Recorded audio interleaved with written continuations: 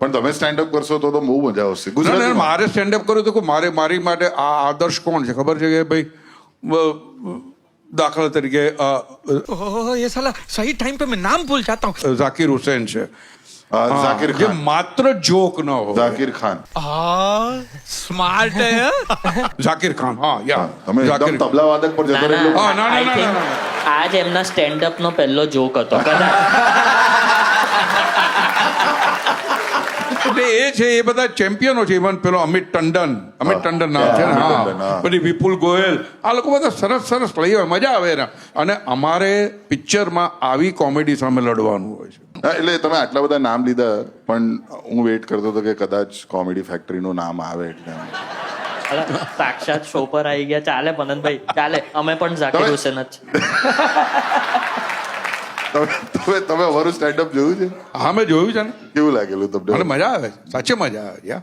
અને લવારી શું કેવું લાગે તમને? મને લવારીમાં બહુ મજા આવે, કારણ કે આ અમુક જુદા લેવલનું પોડકાસ્ટ તમે કહી શકો. હા, બેસાડીને 4 જણા ભરડો લે છે ચારે દિશામાંથી.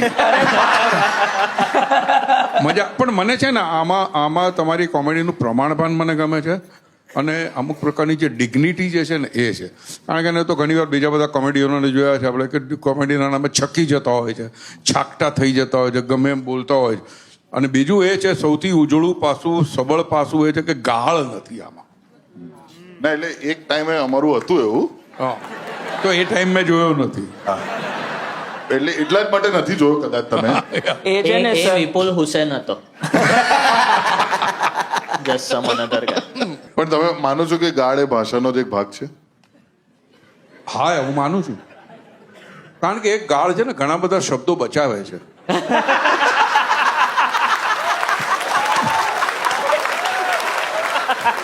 તમને મેડ ઇન ચાઇનામાં જતું ને કસ્ટમર